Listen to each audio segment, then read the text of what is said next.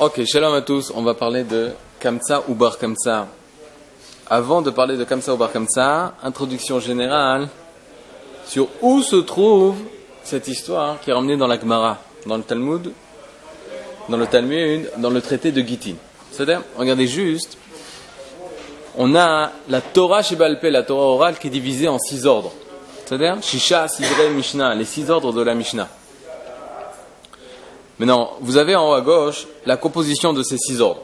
On a Seder Zraim. Zraim, c'est les ordres des semences.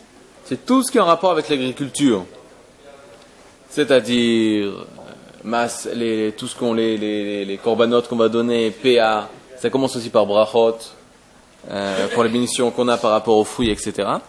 Seder Moed, c'est l'ordre des fêtes, à l'intérieur de laquelle on a Shabbat, on a Sukkot, Yoma, Kippour, Rosh Hashanah, Betza, tout ce qui a un rapport avec le Yom Tov. Megillah, Purim. Seder Nashim, on a l'ordre des femmes, qui ont un rapport avec les femmes, le mariage, le divorce et d'autres sujets. Seder Nizikin, on a l'ordre des préjudices, tous les dommages, intérêts, c'est dans Seder Nizikin. Seder Kadashin, l'ordre des saintetés, tout ce qui a un rapport avec les sacrifices, c'est-à-dire avec les korbanot. Seder Taharot, l'ordre des purifications, tout ce qui est pureté, impureté, ustensile, pas ustensile, ça c'est dans Taharot. Il n'y a pas un sujet dans la Torah qui ne rentre pas dans un de ces 6 sujets. Il n'y a pas quelque chose que tu dis, et ça, ça je ne sais pas où ça rentre. Tout est dans les 6 ordres de la Torah orale. Vous savez? Maintenant, pourquoi je vous ai ramené ça? Je vous ai ramené ça parce que c'est assez intéressant de voir. Qu'on sait que la Gemara est constituée de Halacha et d'Agada. Halacha, c'est la Halacha. Agada, c'est des histoires qui sont racontées, les midrashim qui sont racontés dans la Gemara elle-même. Il y a 2 parties. Il y a une partie Halacha et une partie Agada. Et pas n'importe quelle histoire sont rapportées dans n'importe quel masertod, dans n'importe quel traité. Et regardez ça. On a dans l'ordre des Nashim, des femmes, on a le traité, vous avez dans le deuxième encadré en bas, Yevamot. Vous avez Yevamot? Yevamot, ça a 16 chapitres, 122 feuilles, et le thème principal traité, c'est le remariage, les relations interdites et le Yiboum, le Lévira. Ketuvot, c'est le nom du traité, il y a 13 chapitres, il y a 112 feuilles, on parle là-bas bien sûr de la Ketuva, et du droit conjugal et de devoir conjugal. Nedarim, ça traite des vœux. Nazir, ça traite des vœux d'exclusion. Sota, ça traite de la suspicion d'adultère. Gittin, c'est un traité qui traite du divorce. Kiddushin, du mariage et de l'acquisition. Ça marche? Bien fait. Maintenant ici, je vous ai rajouté une autre colonne qui est le thème d'Agadot, thème des histoires et des midrashim qui sont rapportés dans ces mêmes traités de Gemara. Il est intéressant de remarquer que Ketuvot, ce même traité qui traite des divorces, des laktuva, du droit conjugal, il parle de l'importance d'habiter en Eretz Israël. C'est-à-dire, pourquoi? Parce que le rapport qui est entre l'âme Israël et sa terre, c'est comme le rapport d'un homme et sa femme. Il va s'engager, il va se marier avec la terre. C'est le peuple qui se marie avec la terre. Et c'est pas par hasard que quand le peuple ne se trouve pas avec sa femme, la terre, donc la femme n'a pas d'enfant. Et pendant 2000 ans, on n'était pas en Eretz Israël, il n'y avait pas de fruits sur cette terre. Tout était désert. Il y avait un petit peu de bédouins dans cet endroit, un peu de juifs à Tibériade, un peu de juifs à Tzfat, un peu de juifs à Hebron, un peu de juifs à Jérusalem. Mais l'agriculture qu'on voit aujourd'hui, les fruits qu'on voit aujourd'hui, ça n'existait pas. C'était désert pendant 2000 ans. Pourquoi? Parce que la femme n'était pas avec son mari, elle attendait son mari était en galoute, il était en France. Qu'est-ce que je veux dire ici? Tel Aviv, c'était une plage, une grande plage. Il y en a qui disent encore c'est une plage, mais bon. Sota, suspicion d'adultère. Masechet Sota, de quoi elle traite? Extraordinaire. Elle traite de la faute des explorateurs. D'après vous, pourquoi? Ils ont trahi Israël. Ils voulaient rester dans un autre pays, le désert, qui était une femme mariée à un autre peuple, ou à personne. En tout cas, elle ne devait pas se marier avec eux. C'est-à-dire le peuple, il a trahi sa femme, que le peuple d'Israël. Et c'est pas par hasard qu'on là-bas, dans Masechet Sota, on rapporte la faute des explorateurs. Gittin, c'est facile. C'est les divorces. Et c'est là-bas. Ça veut dire quoi?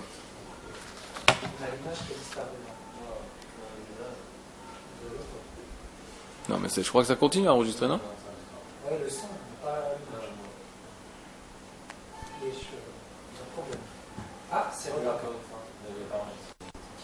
Ah, de début, c'était pas enregistré. Alors regardez, l'insikoum.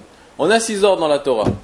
Il n'y a pas plus que 6 ordres. Il y a 6 sujets qui sont traités dans la Torah. Il y a Zraïm, l'ordre des semences, l'ordre des Moed, temps de festivités, les fêtes. Seder Nashim, Seder Nizikim, Seder Kadashim, Seder Taharot. Il n'y a pas un sujet qui rentre en dehors de ces autres sujets. Dans le sujet de Seder Nashim, ce qui rapporte aux femmes, on a le traité Yevamot, on a le traité Ktuvot. Dans Ktuvot, où on parle justement du mariage avec la femme, on voit où la Gemara nous va traiter le rapport entre le peuple d'Israël et sa terre. Pourquoi ? Parce qu'on compare le peuple d'Israël et sa terre. La terre, c'est la femme du peuple. Et là-bas, dans Dafka, dans le traité qui va traiter du droit conjugal et du devoir conjugal, on parle de l'importance du peuple d'Israël d'habiter en Eretz Israël. Dans la Masechet Gittin, on parle du divorce. Et là-bas sont rapportées toutes les Agadot du Chorban. Ça veut dire quoi, toutes les Agadot du Chorban ? Toutes les histoires de la destruction du peuple d'Israël. Et c'est dans le 5e Pérek, 5e chapitre de Masechet Gittin, où sont rapportées les Agadot du Chorban.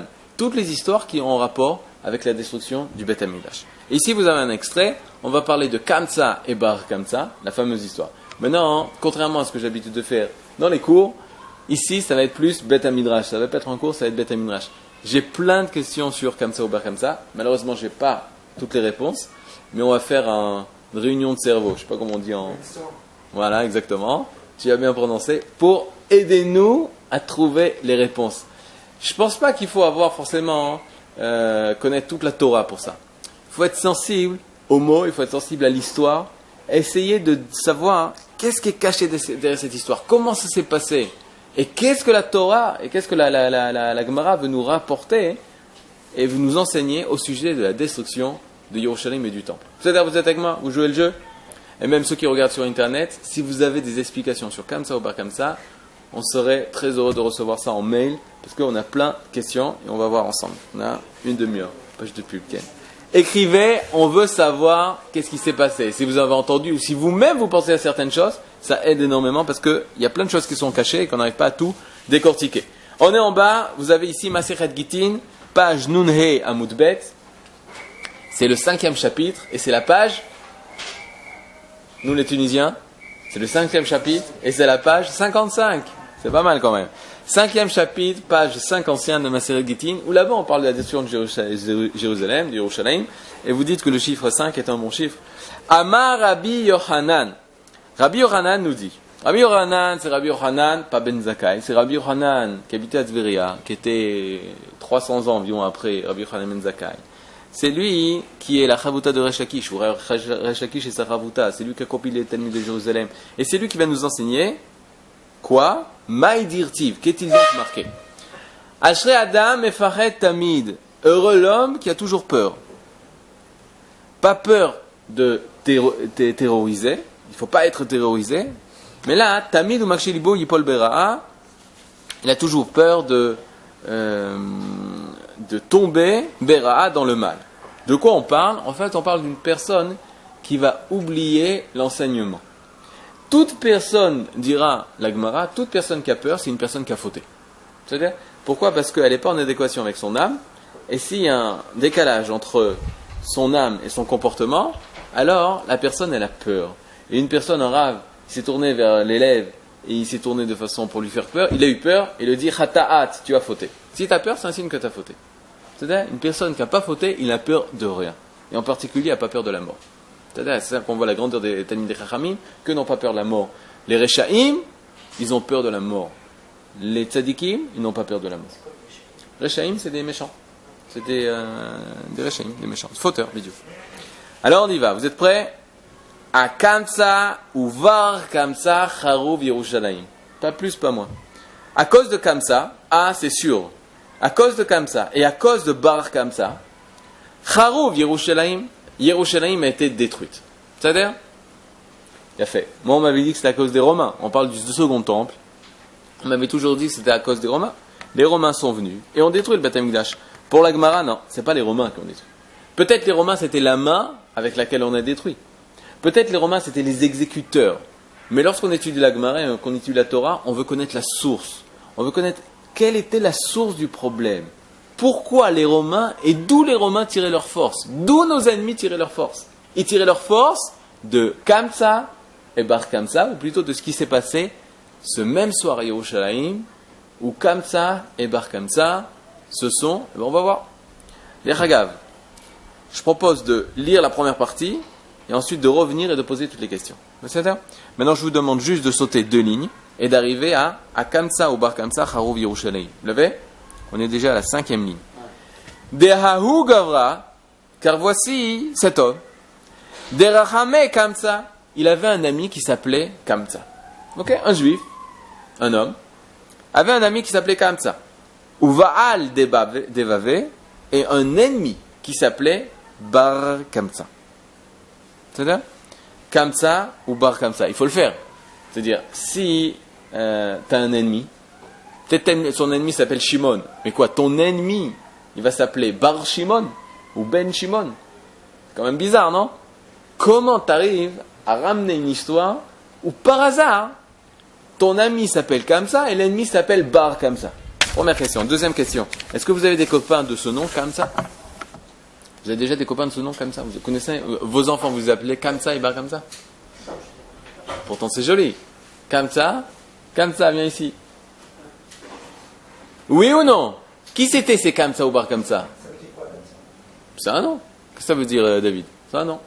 Il y a une signification, mais pour l'instant, je veux pas connaître la signification. Justement, savoir. Kamsa ou Bar Kamsa, c'est des noms de juifs, ça? Si on te dit Kamsa ou Bar Kamsa, qu'est-ce que tu aurais dit? Peut-être ça vient de l'Inde, peut-être ça vient, je sais pas où. Mais c'est pas un nom juif, Kamsa ou Bar Kamsa. Rashi, qu'est-ce qu'il nous dit? Ce sont 2 noms de 2 juifs. Ce sont des noms de 2 juifs. Rashi, quand il parle, pourquoi il parle? Pourquoi Rashi a besoin de parler? On aurait pu penser à autre chose. Bien fait. Si tu aurais pu penser à autre chose, Rashi vient et te dit, regarde, non, ce sont les noms de 2 juifs. Sous-entendu, que Kamsa ou Bar Kamsa, qu'est-ce que j'aurais pu penser? Que c'était de Goïm. C'était de Goïm. Sir Hotpam, comment ça marche? Rashi vient te dire, non, c'est 2 juifs. Sous-entendu que j'aurais pu penser sans Rashi que c'est de Goïm. Vous êtes d'accord ou pas? Nous, le problème, c'est quoi, hein? Et c'est ça qui est difficile. Prends une feuille, prends. Le problème, c'est quoi? C'est qu'on rentre dans l'histoire, on connaît déjà la fin. Et notre Rosh Yeshiva, la Yeshiva, il disait à chaque fois, le plus dur, c'est quand tu as déjà vu la Gemara. Parce que tu n'as plus cette sensibilité du nouveau, de la chose nouvelle qui vient avec toi. Lorsque tu lis pour la première fois l'histoire, alors c'est la meilleure façon de découvrir la vérité. Si tu connais déjà l'histoire, Birla, si on te l'a appris depuis petit, tout petit, alors il y a un gros problème. Une fois, le Rav Shakil avait dit une phrase extraordinaire. Il avait dit, comment un Rabbi Akiva, qu'on t'a raconté à l'âge de 7 ans, peut surmonter et dépasser un Emmanuel Kant que tu as appris à l'âge de 40 ans. Qu'est-ce que ça veut dire? Pour toi, Rabbi Akiva, c'est le petit Rabbi Akiva qu'on t'a raconté à l'âge de 7 ans, avec son znan, avec son coq, etc. Toutes les histoires de Rabbi Akiva, c'est des histoires qu'on t'a racontées à l'âge de 7 ans. Puis Tom, tu vas à l'université, tu commences à étudier, tu dis, waouh, ce qu'il a écrit Emmanuel Kant, ça vaut quelque chose. Rabbi Akiva, c'est des légendes, c'est des sipurim pour enfants. Mais Emmanuel Kant, ça c'est du tachlis, ça c'est du concret. Ça c'est de la pensée. La Torah et sa force, c'est que toutes les histoires de la Torah, hein, et c'est ça, sa grandeur, elles sont matimim, elles sont faites pour les enfants de 7 ans, comme pour les sages de 40 et 60 ans et 120 ans. Le problème c'est quoi? C'est que la Torah, elle parle en fonction de ton niveau spirituel. Quand tu vas réétudier des histoires de Rabbi Akiva à 40 ans, alors là tu vas avoir la grandeur plus grande que Emmanuel Kant. Peut-être, si tu étudies bien. Toute cette histoire de Kamsa et Bar Kamsa, tout le monde la connaît. Le problème, c'est qu'on ne fait pas attention aux problèmes qu'il y a. Il y a plein de questions. Moi, ce cours, ce n'est pas vous enseigner, mais c'est pour se poser les questions. Et on deviendra encore plus un homme si on se pose les questions, puisque la gématria de Adam, c'est ma, c'est quoi? C'est plus important d'avoir les questions que d'avoir des réponses. Vous savez pourquoi? Parce que les réponses, après, viendront en fonction de ton niveau. Elles sont adaptées pour t'enseigner à toi qu'est-ce qu'il faut savoir. Donc, la première des choses, je demande à tout le monde de se poser des questions. Posez des questions. Ça veut dire? Première question, Kamsa ou Bar Kamsa? Tiens, moi, tu viens d'arriver. Goïm ou Yehudim? C'est des juifs ou c'est des Goïm, Kamsa ou Bar Kamsa? C'est Goïm. Ah bah t'es bon, toi. C'est des Goïm? Pourquoi? D'où tu sais? Au hasard. Non, on n'a pas de hasard. Kamsa ou Bar Kamsa, t'as raison, ça aurait pu être des Goïm. Or, Rashi, qu'est-ce qu'il vient? Il va te dire, non, t'as raison de penser que ça aurait pu être des Goïm, parce que Kamsa ou Bar Kamsa, jamais on a entendu des noms juifs. Rashi va te dire, sache que c'est des juifs. Attends, je ne comprends pas. Des juifs qui ont des noms de Goï, ça va pas. Il y a un problème. Le Maharal de Prague, il dit, sache que comme ça ou pas comme ça n'a jamais existé en tant que nom. Peut-être en tant qu'histoire, c'est sûr, ça existait. Mais c'était pas les vrais noms. Pas shoot. C'est pas des vrais noms, comme ça ou pas comme ça. Et là, la bonne question de David, qu'est-ce que ça veut dire comme ça? Comme ça, en araméen, ça veut dire quoi?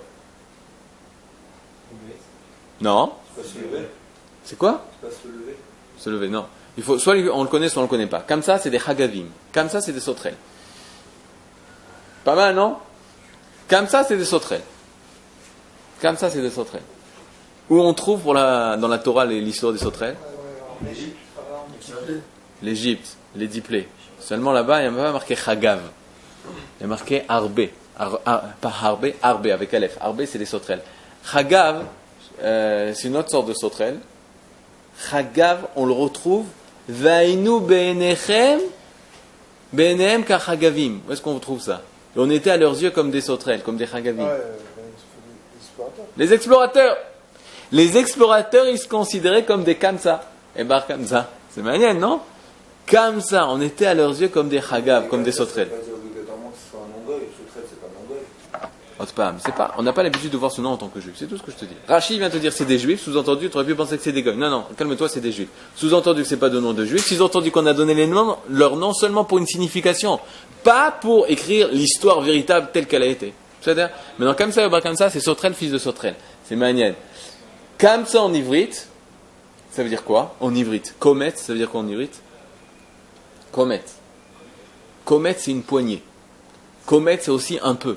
Dans une poignée, tu peux. La kmitza, ce que tu donnais au sacrifice, c'est une poignée. Une poignée, une petite partie. Comet. Bar comme ça, le fils de la petite partie. Comme ça, c'est pas un mot juif, mais si on en revient, par exemple, je sais pas, le prénom Moïse, c'est pas un mot juif, parce que c'est égyptien là-bas. Super Kouchia, il faut expliquer pourquoi. D'accord? Pourquoi? C'est une question. Il pose la question suivante. Mais Moshe aussi, c'est pas un nom juif. Donc il faut expliquer pourquoi Moshe a un nom égyptien. C'est un cours en soi. Quand on arrivera à Shemot, on apprendra ça. Mais il y a une explication pourquoi. Qu'est-ce qu'on entend alors dans cette définition de sauterelle? Alors je sais pas, on va voir. Pour l'instant, on pose des questions. Pour l'instant, comme ça ou pas comme ça veut dire chagav sauterelle et ça veut dire poignée en ivrite. Une petite poignée, une petite partie. On continue. Il a fait une seouda. Seouda, c'est quoi une seouda? Chazak, comment vous savez? Seouda, c'est un festin, c'est pas un repas. C'est pas un repas familial ou un repas entre amis. C'est un mishté. On traduit seouda. Seoudta, c'est en araméen. On traduit en ivrite, seouda. C'est ça l'erreur. Seoudta, en araméen, en ivrite, c'est mishté. C'est-à-dire un festin énorme, il a fait. Et on va voir à la fin qu'il y a eu énormément de personnes. Donc, Avad Seoudta, il a fait un festin. Amarle les Shamae, il a dit à qui? Shamae, c'est qui Shamae? Son Shamash, son serviteur. Il lui dit, Zil va aïteli kamsa, emmène-moi comme ça. C'est-à-dire, Azal, il est allé, le serviteur. Aïtele, il lui a emmené bar comme ça. Il lui a emmené bar comme ça. Serviteur, qu'est-ce qu'il a? Il a pigour sirli. Il est retardé mental. Mais il ne sait pas que bar comme ça, c'est l'ennemi. Il va chez bar comme ça, il ne va pas chez Kamsa. Qu'est-ce que ça veut dire ça? C'est quoi cette histoire? Qu'est-ce que tu as dit? Vas-y, propose quelque chose. Il veut faire le shalom? Est-ce qu'il est du zéra de Aaron, de la descendance d'Aaron pour pouvoir faire le shalom? Peut-être, mais le problème, c'est que Aaron, il allait jusqu'au bout. Il allait voir quelqu'un, il fait, tu sais que Bémet, il veut faire la paix avec toi. Il allait voir, tu sais que Bémet, il veut faire la paix avec toi. Mais là, il y a un manque de coordination. C'est-à-dire, il lui dit, il veut t'inviter. Ah ouais? Moi? Mais je suis son ami. Non, mais il t'aime. Mais pourquoi il n'a pas prévenu l'autre personne? Il y a un manque de coordination si tu dis ça. Okay? En reprenant la définition du nom, Ouais. qui est, Une poignée. Ou une sauterelle au poignet. Okay. au poignet. Une poignée, une petite partie. Une infime partie. Est-ce qu'on n'a pas là plutôt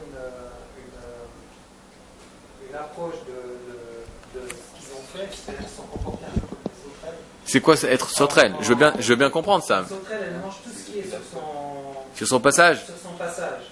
Elle ne fait pas d'économie. C'est pas la fourmi, la sauterelle. Quel rapport avec ce qui se passe pour l'instant? Ce qui se passe, c'est que Yerushalayim est assiégé. Et puis eux, ils se permettent de faire un festin à ce moment-là. Parce que c'est... Hop, ça c'est joli ça. Ça c'est joli. ça, c'est pas comme ça. C'est joli, c'est joli, c'est joli. Pas mal, il y a fait mode. On va voir, on va revenir à ce point-là. Il y a fait mode. Il dit, Sauterelle, elle mange tout sur son passage. Qu'est-ce que tu es en train de manger là? Jérusalem, ils sont en train de crever à la faim. Ils sont assiégés. Il n'y a plus de quoi manger. Toi, tu fais un festin? Allô? Qu'est-ce qui arrive?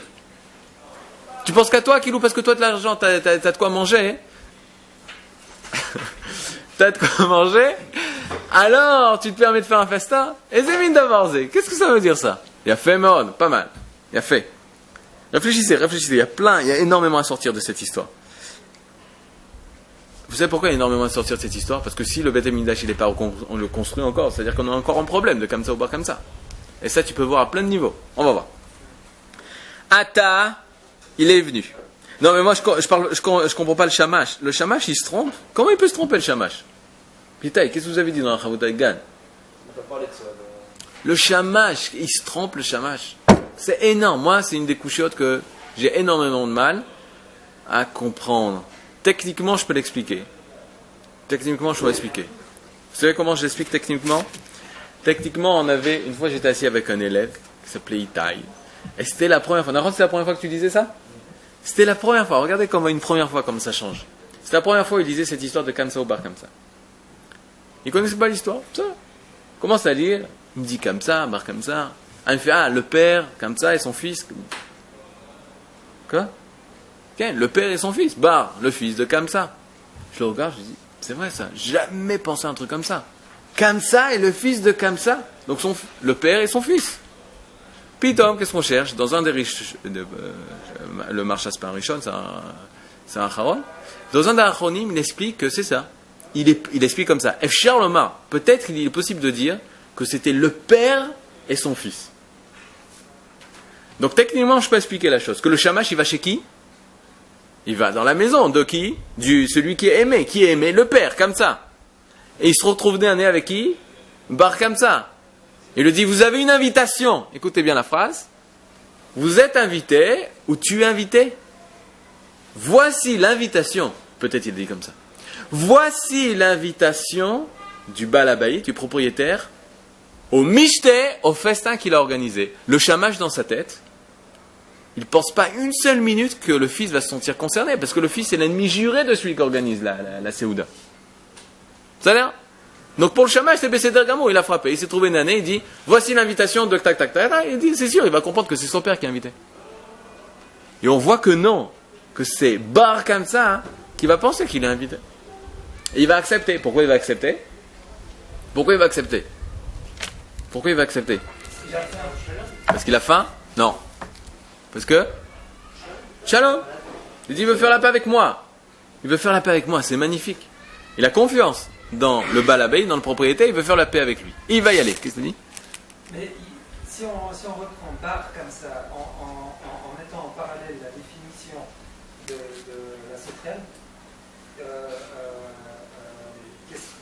qu'est-ce qui vient en rapport après que les sauterelles soient passées? L'engendrement d'une sauterelle, c'est quoi? La famine. Les gens qui ont faim viennent. C'est ce qui s'est passé à la fin. À la fin, il y a eu la famine.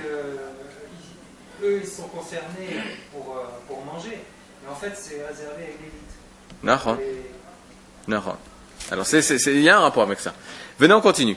Atash kached aveyativ. Voilà, c'est ça le problème. Regardez. Ata, il est venu. Qui est venu? Le propriétaire, celui qui a organisé le festin. Le Balabait. Ashkache, il a vu. Davé, il l'a vu. Il a trouvé ce bar comme ça. Dahavayativ, qu'il était assis. Ça va? C'est quoi le problème? Il a trouvé en train de manger. C'est quoi le problème? Moi, j'ai demandé à mon fils. Qu'est-ce qu'il a dit? C'est-à-dire que le propriétaire n'a même pas encore commencé à manger, lui, il a déjà mangé. Il a fait, c'est pas mal. Il te dit, ça fait 20 ans qu'ils sont en grand marloquette. C'est l'ennemi juré.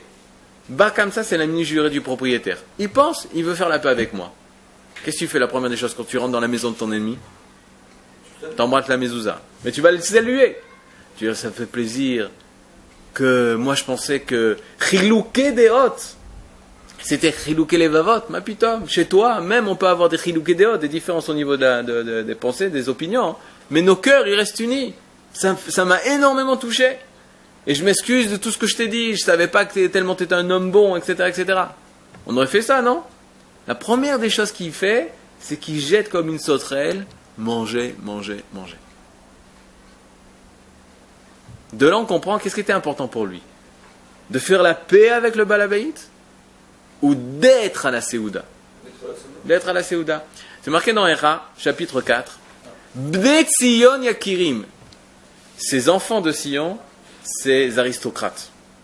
Le Midrash dans le Midrash Héra, le Midrash Rabbah, il se pose la question, en quoi, quelle était leur aristocratie, ou en quoi est-ce qu'on pouvait voir leur grandeur?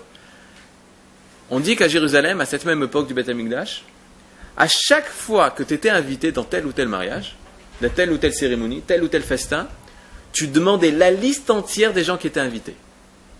En fonction des gens qui étaient invités, s'ils appartenaient à la même classe, tu allais. Sinon, tu allais pas. Vous sentez le malaise? Et pourtant, la Gemara se pose la question, mais attends, je comprends pas, c'était tous des Bnei Torah, ils étudient tous la Torah. Comment ça se fait que Yerushalayim a été détruite? Réponse de la Gemara dans Avodah Zarah, il était détruit tout simplement, parce que c'est notre inam, il y avait de la haine gratuite.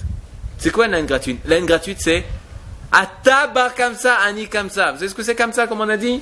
Komet, t'es dans la poignée de mes amis. Tu fais partie du groupe, toi tu fais pas partie du groupe. Bar en ivrite, en araméen, ça veut dire quoi bar? Dehors, casse-toi, dégage, bar, achutza.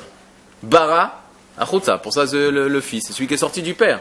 Mais ça peut être pris dans un sens positif. Bar comme ça, en dehors de mon groupe. Comme ça, c'est mon groupe. C'est la poignée d'amis que j'ai. C'est la même classe sociale. C'est la même classe sociale. On fait partie du même rang.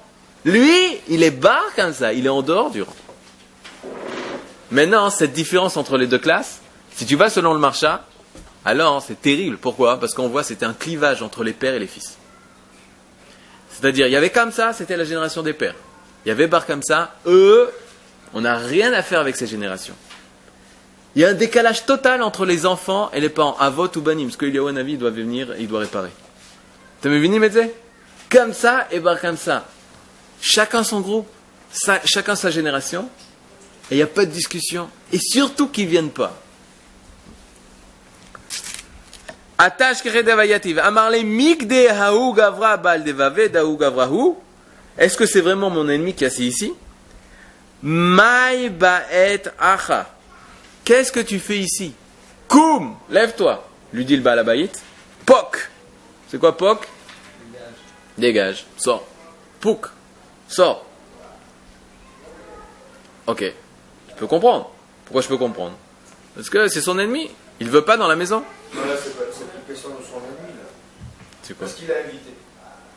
Donc c'est plus question de son ennemi, c'est parce qu'il y a eu un manque de respect.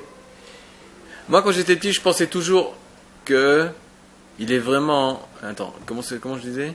C'est vraiment triste. Pourquoi? Parce que il pensait vraiment qu'il était invité. Maintenant, on lui dit, t'es pas invité. Mais c'est même plus une question d'invité ou pas invité. Il a eu un manque de respect il n'est pas parti voir le Balabaït pour lui dire merci de m'avoir invité. Nahon. Et il n'a pas donné tout pour lui dire comment ça manger pour manger. Donc il s'est déjà affalé sur la table. Ok, alors? Je pense que c'est à cause de ça qu'il a dit ça. Il a dit voilà, moi j'ai essayé de faire un pas en avant vers toi. Toi tu n'as fait aucun pas en avant vers moi. Donc dégage de ma maison. Toi, tu dis que quand il a trouvé en train de manger, il dit mais qu'est-ce qu'il fait là? C'est-à-dire même pas il vient me voir pour me demander, pour me dire. Même pas il a essayé de se réconcilier sur quoi que ce soit. Peut-être. En tout cas, des Ragav et Arab Atzad, à cause de qui Yerushalayim était détruite? Des gens comme ça. De Kamsa et Bar Kamsa. Il y a deux problèmes. Premier problème, à cause de Kamsa. Mais Kamsa, il n'était pas dans l'histoire. Il n'est même pas venu. Bar Kamsa, il est venu, ça je comprends. Mais bon, lui, il n'a rien fait. Qu'est-ce qu'il a fait? À la fin, on va voir qu'il a fait quelque chose de grave. Ok. Mais quel titre vous aurez donné, vous? À cause de qui a été détruit Yerushalayim? Du Balabaït et Bar Kamsa. À cause du Balabaït et Bar Kamsa, Yerushalayim était détruite. Ça, je peux comprendre. Kamsa et Bar Kamsa, ça veut dire quoi cette histoire? Il n'était pas là, Kamsa, le pauvre. Et justement, s'il aurait été là, il aurait peut-être cerné son fils. S'il avait été là, il aurait peut-être quoi? Cerné son fils. Cerner son fils, contrôler le fils? Peut-être. Moi, je pense avoir une autre réponse intéressante après.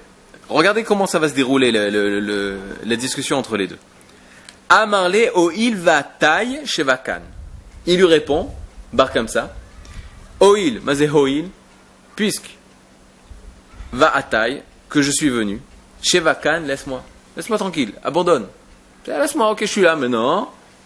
Laisse-moi. Pourquoi laisse-moi? Parce que j'ai faim? Non, laisse-moi, parce que si je pars devant tout le monde, alors ça va être la honte.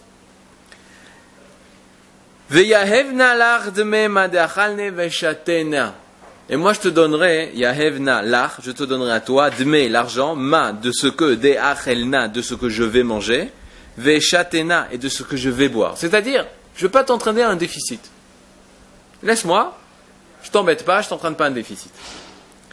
Amarle, là. Il lui répond, là. Non. Alors on pourrait dire dégage. Que exactement. Et c'est pas ce qui a marqué dans le titre. La personne ne veut pas avoir honte. Et toi tu lui fais honte quand même. Voilà, il lui dit non, tu dégages quand même. Non. Amarle, il lui dit, comme ça, il fait, ok. Yahev nalar dme palga des soudater.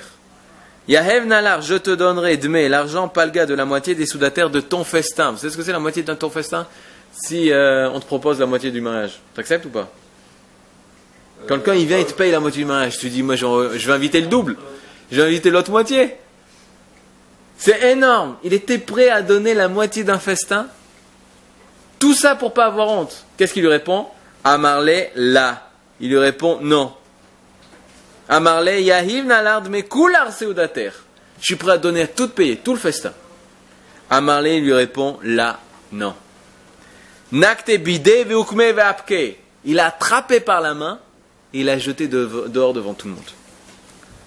Amar, maintenant mettez-vous dans la peau de Bar Kamsa.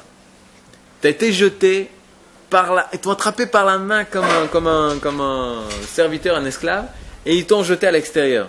Devant tout le monde était là. Qu'est-ce que tu vas faire? T'es énervé, Nahon? Contre qui t'es énervé? Balabait. C'est mon ennemi, et ça restera mon ennemi à jamais. Je le hais. Non, c'est pas ce qu'il dit. Regarde ce qu'il dit. Amar, Ohil vavu yadve Rabbanan, puisque les Talmidei Chachamim étaient assis là-bas, Vela Machoube, ils n'ont rien fait, Shma Mina Kanichaleu. Cela veut dire qu'ils étaient d'accord avec ça. Izil, Echul Beu Kurza Bemalka. Moi, je vais les dénoncer au roi, etc. etc. Non, mais il y a un problème. Quoi?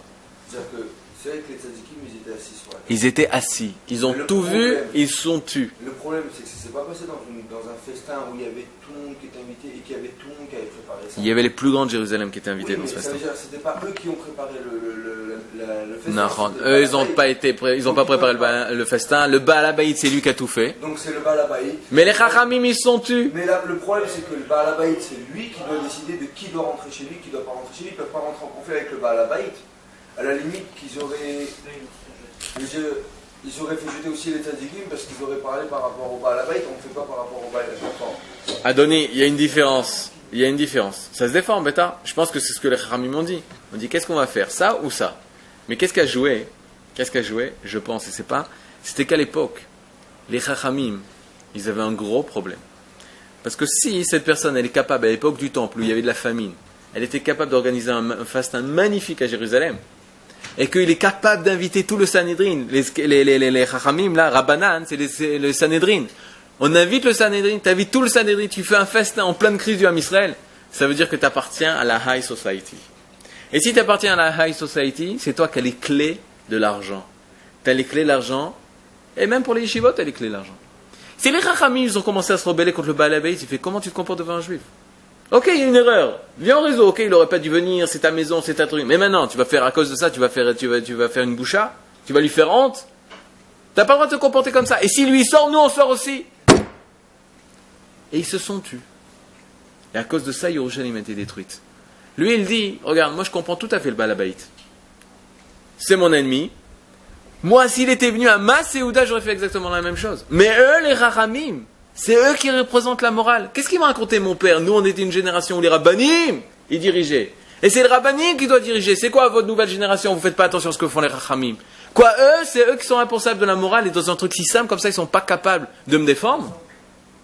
Si les Chachamim ne prennent pas la défense du faible, parce qu'ils ont peur que l'autre, il va pas lui donner son argent pour les yeshivot, alors Yerushalayim doit être détruit.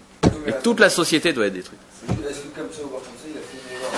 Est-ce que ça a été une erreur pour lui? Kamsa ou Bar Kamsa, ça s'appelle l'histoire de Kamsa ou Bar Kamsa, parce que Le Balabait, on lui donne aucun nom. Vous savez pourquoi? Parce que ça peut être toi, ça peut être toi, ça peut être toi, ça peut être toi, ça peut être toi, ça peut être toi, ça peut être moi. D'accord. Nahon. Pourquoi? Parce que c'est la situation générale de Jérusalem. Jérusalem, Yerushalayim était dans un état où tout le monde était son groupe, et personne ne pouvait pénétrer dans le groupe qui était le mien. Et on avait de la haine. Pourquoi tu l'aimes pas? Je l'aime pas parce qu'il n'est pas comme moi. C'était la Sinatrinam de l'époque. Et les seuls qui pouvaient changer la chose, c'était les Chachamim. Et même eux, il y a eu un problème. On ne se base pas, pour dire ce que je dis, on ne se base pas seulement sur ça. On se base sur l'époque d'Agrippas, où là aussi on voit que les Chachamim faisaient le ratson du roi parce que c'est eux qui dirigeaient, etc. Il y a d'autres Gemarot. On est obligé de s'arrêter ici. On va chez le Shishiva, le Rav Bigon. J'ai eu le temps de finir le cours sur Kamsa ou Bar Kamsa, hein.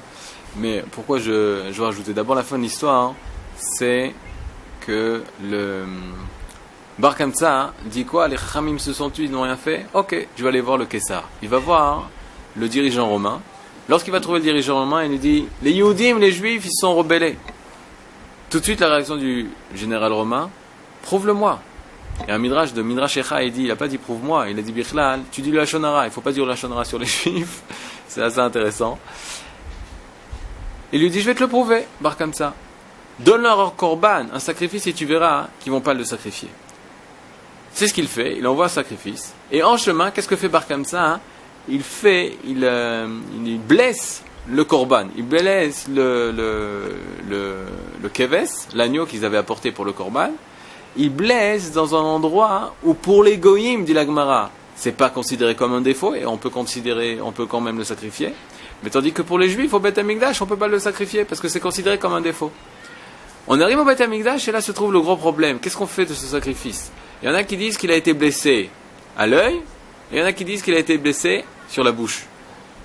Il y en a qui vont dire, on va quand même le sacrifier parce que si on le sacrifie pas, on sait que les Romains vont nous détruire.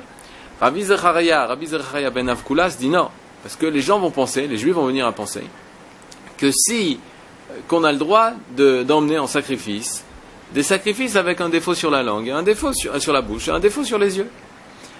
Une deuxième possibilité, il propose, alors on va tuer celui qui l'a envoyé, celui qui a envoyé ce korban, on va aller le tuer. Rabbi Zechariah ben Avkulas dit non, il ne faut pas le tuer, parce que les gens vont venir à penser qu'une personne qui emmène un korban, un sacrifice avec des défauts, il faut le tuer. Bassof, ils l'ont pas sacrifié. À la fin, l'empereur, le dirigeant romain, le général romain, a su qu'il n'avait pas sacrifié. Donc il a compris que les Juifs se sont rebellés contre lui. Et ils ont décidé de faire la guerre. La Gemara dit, à cause de la anvetanuto, de l'humilité de Rabbi Zechariah ben Avkulas, Yerushalayim a été détruite. Et la Gemara s'arrête sur ça. Maintenant, ce qui nous embête dans toute cette histoire depuis le début, on a énormément de questions. D'abord, venons par la fin. Quel rapport avec l'humilité de Rabbi Zechariah ben Avkulas? Qu'est-ce que ça veut dire? Il était humble à ce niveau-là? Il a dit de ne pas sacrifier. Pourquoi? Pour telle ou telle raison. Ça n'a pas la place du mot humble. Anava, c'est l'humilité. Deuxième question, c'est quoi cette marloquette? Où est-ce qu'elle était la blessure? Est-ce qu'elle est dans l'œil? Est-ce qu'elle était dans la bouche? Une autre question. Comment ça se fait que l'empereur romain, il réagit de cette façon? Qu'est-ce que veut nous apporter la Gemara quand l'empereur romain nous dit qu'il n'a pas cru depuis le départ le juif, ou selon le Midrash, qu'il n'a pas cru depuis le départ en disant arrête de dire le Lashon Hara? Comment ça se fait que Bar Kamsa, lui, il n'a rien dit par rapport au Balabait? Il s'en est pris aux Chachamim. Les Chachamim étaient là, les sages étaient là. C'est à cause d'eux, alors je vais détruire Yerushalayim. Je vais entraîner un asson, une catastrophe pour Yerushalayim. Comment ça se fait que le Shamash, on prend les questions qu'on avait vues, comment ça se fait que le Shamash, lui, il s'est trompé? Comment ça se fait que l'histoire est appelée au nom de Kamsa et Bar Kamsa, alors que Kamsa, il n'est même pas dans l'histoire? Plein de questions qui sont dans cette histoire. Nous, ce qu'on a intéressé, c'est à écouter des réponses. Est-ce que vous avez des réponses? Est-ce que vous avez d'autres questions? Et pourquoi c'est si important? Parce que si on arrive à entraîner dans tout l'Am Israël, se poser des questions sur cette histoire, à trouver des réponses, alors on pourra emmener la reconstruction de Yerushalayim. On attend vos réponses, on compte sur vous, et qu'on ait le mérite de ne pas devoir faire Tisha B'Av, du moins jeûner, et qu'on ait le mérite de cette année de reconstruire le Beth Amikdash à Tisha B'Av. Kol Tov.